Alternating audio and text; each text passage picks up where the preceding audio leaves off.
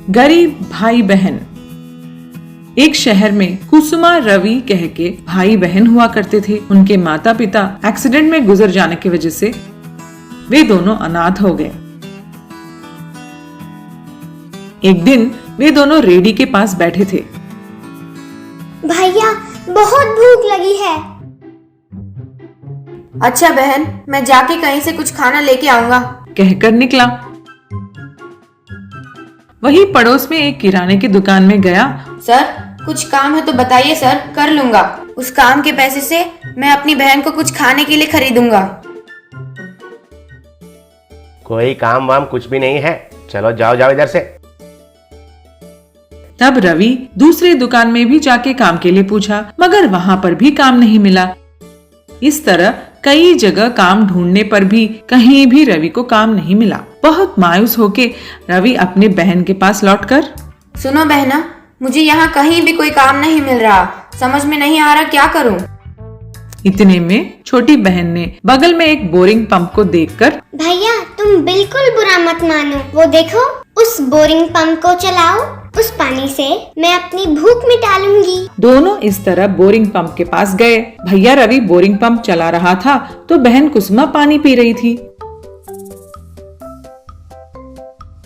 उसी समय पर एक बुजुर्ग दादी वहां से गुजर रही थी। चलते चलते चक्कर आकर गिर गई। वो देखकर रवि अपनी बहन के साथ दौड़ते हुए गया और दादी को उठा के पानी पिलाया। कौन हो बेटे तुम लोग? छोटे बच्चे होते हुए भी तुम दोनों ने मेरी जान बचाई है। धन्यवाद बेटा, समय पर मेरी सहायता करने के लिए धन्यवाद। और फिर दादी ने उनसे पूछा, ये बताओ तुम लोग कौन हो, कहाँ रहते हो और तुम्हारे माँ बाप कौन हैं? हम अनाथ हैं। हमारा कोई नहीं है। हम यही पेड़ के नीचे बैठे थे। मुझे भूख लग रही थी तो मेरा भाई काम ढूंढ रहा था, मगर कहीं भी काम नहीं मिला, इसलिए भूख मिटाने के लिए उस बोरिंग पंप से पानी पी रहे थे तो आप यहाँ बेहोश हो गए थे। बस आपको देखकर आपकी सहायता करने आ गए। तब दादी उन दोनों बच्चों की बातों को सुनकर पिघल गई थी। बेटा, मैं एक रेस्टोरेंट चलाती हूँ, अगर तुम लोगों को पसंद है तो उस रेस्टोरेंट में मेरे साथ तुम भी रहकर काम कर सकते हो। दोनों भाई बहन को ये आइडिया बहुत पसंद आया। बस दादी के साथ रेस्टोरेंट जाके वही काम करना शुरू कर दिए। दादी ने रवि को कैसे खाना पकाना है, कैसे सर्व करना है, ऐसे सारे नुस्खे उसे सिखाई। रवि भी बहुत श्रद्धा के साथ सब सीखकर रेस्टोरेंट को अच्छे से डेवलप किया और इससे उसने जो पैसे कमाए उससे अपनी बहन को अच्छे से पढ़ाया। बार्बर बना करोड़पति। बड़ौदा में भुवनदास नाम का एक बार्बर हुआ करता था। उसके पास एक पुराना बार्बर शॉप था। उसमें एक लकड़ी की कुर्सी और छोटा सा शीशा रखा था। भुवनदास को कटिंग करना ठीक से नहीं आता था।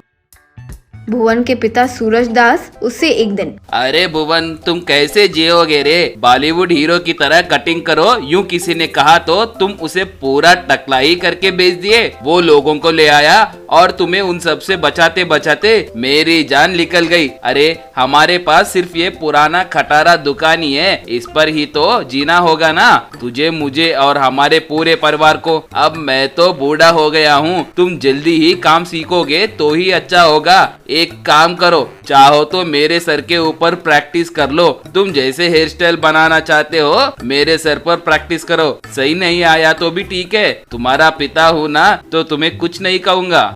बाप रे पिताजी, क्या मस्त आइडिया दिया आपने। अब से देखना, आज से मैं आपके सर के ऊपर अलग वेराइटी क्राफ्ट सारे प्रैक्टिस करके दिखाऊंगा। आओ कुर्सी पर बैठो। कहकर उसके पिता को जबरदस्ती लकड़ी के कुर्सी पर बिठाकर बाल काटना शुरू किया। काटते हुए कैंची की आवाज से डर रहे थे उसके पिता। डर के मारे वे एकदम दंग रह गए थे। वो देखकर भुवनदास, क्या हुआ पिताजी, इस तरह एकदम दंग होकर बैठे हो? थोड़ा सा हिलो पिताजी। मैं इस तरफ घूमूं तो आपको सर उस तरफ घुमाना चाहिए, तब मैं आपके हिचकी पकड़कर अपने तरफ मुड़ाकर एकदम जल्दी जल्दी क्राफ्ट करूंगा।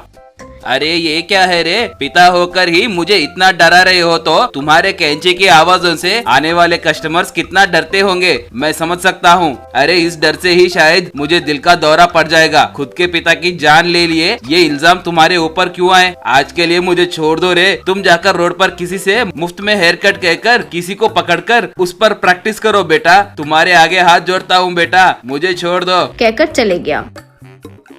बस यही इन फादर्स का प्रॉब्लम, बच्चों को एंकरेज कर रहे हैं, ऐसे बेकार की बातें घंटों भर करते हैं, लेकिन प्रैक्टिकली बैठकर करवाना कहो तो दिल में दर्द ये वो कहकर निकल जाते हैं। खैर ठीक है, अभी के अभी मुझे कौन मिलेगा।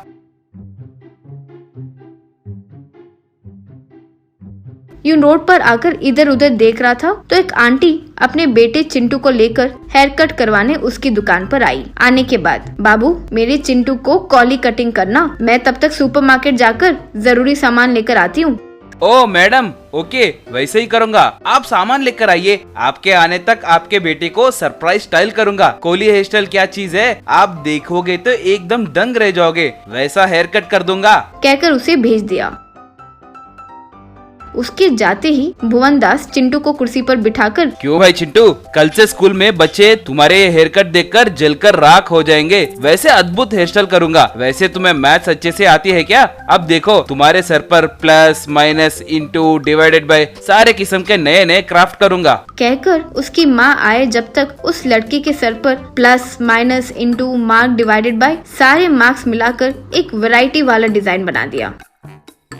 वो देखकर चिंटू की माँ, अरे बच्चे को कोई स्टाइल करो बोली तो तुम तो पूरी गणित के सिंबल्स ही डाल दिए। कहकर उसे खूब गाली देकर घर जाकर अपने पति को, जो पुलिस ऑफिसर है, उसे ले आई। वो आकर गन निकाला और भुवन दास के सर पर रखकर, अरे भुवन, एक और बार तुम हमारे एरिया में दिखाई दिए तो तुम्हारे मुंह पर नहीं बल्कि तुम्हारे खोपड़ी के अंदर बुलेट डाल दूंगा। खबरदार, जानते हो ना कि बुलेट अंदर गया तो तुम नहीं जियोगे। कहकर उसे डराया।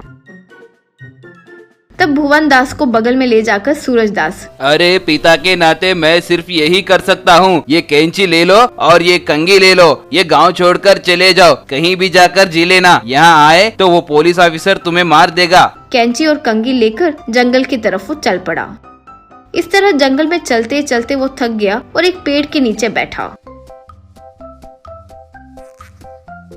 उतने में वहाँ एक बिल्ली आई, उसे पास लेकर भुवन दास, अरे बिल्ली यहाँ आओ, मेरे पास से तो कोई भी इंसान हेयर कट नहीं करवा रहा है, तुम्हें तो मैं अच्छे अच्छे क्राफ्ट करूंगा, चुपचाप यहाँ बैठ जाओ। कहकर बिल्ली का हेयर कटिंग करने लगा। जैसे ही उसके काटे बाल नीचे गिरे, वो बिल्ली के बाल सोने के सिक्कों में बदल गए थे। वो देखकर आश्चर्य में पड़ा भुवन दास। ए बिल्ली, ये क्या, तुम्हारे बाल ऐसे सोने के सिक्कों में बदल रहे हैं, ये क्या मैजिक है? मैं बिल्ली नहीं हूँ बेटा, सोना देने वाली देवता हूँ। एक जमाने में एक श्राप की वजह से यूँ बिल्ली में बदल गई। अगर कोई मुझे हेयर कट करता तो मैं अपने ओरिजिनल रूप में बदल जाऊंगी, यूँ कहा गया था। ओहो, ऐसा है क्या? तो इधर आओ, पूरा तुम पर जो बाल है उसे पूरा कट कर दूंगा। कहकर उसका पूरा कटिंग कर दिया। बस उसके आगे भर भर के सोने के सिक्के गिरे। बिल्ली एक देवता में बदल गई और उसे आशीर्वाद देकर गायब हो गई। नीचे गिरे सोने के सिक्के लेकर भुवन दास गांव लौट आया। वो पूरे सोने को बेचकर करोड़पति बन गया था।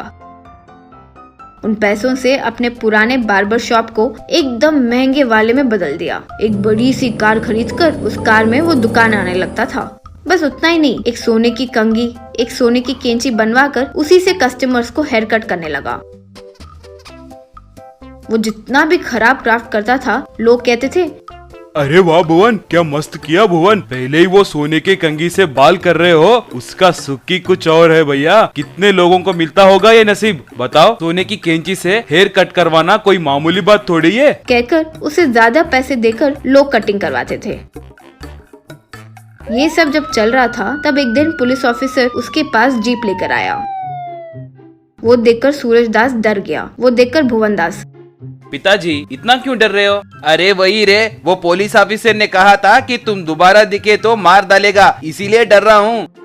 अरे तुम घबराओ मत, उस पुलिस ऑफिसर को हमारे शॉप के आगे सिक्योरिटी के जैसे रखे, यूं ऊपरी ऑफिसर को रिक्वेस्ट किया, इसलिए उसे हमारे दुकान के सामने भेजे हैं, तुम फिक्र मत करो। पुलिस ऑफिसर आकर भुवन को सैल्यूट किया। वो देखकर हंसते हुए भुवन दास, क्यों ऑफिसर, मैं दिखा तो तुम तो मुझे मारने वाले थे ना, फिर किस बात की देरी? आओ मारो। चुप रहिए सर, आप और आपके जोक्स। अब आप मामूली बार्बर थोड़ी है, करोड़पति बार्बर है। उसमें आप गोल्ड कंघी और सोने की कैंची के साथ मेरे ऊपर के अधिकारी को भी आप आपके तरफ मोड़ दिए हैं। अब आप इतनी महंगी दुकान के लिए सिक्योरिटी के लिए मांगे थे ना, इसलिए मुझे ड्यूटी पर भेजे हैं। भुवन हंसते हुए अपने पिताजी के साथ खुशी से शॉप चलाते हुए जीवन गुजारने लगा।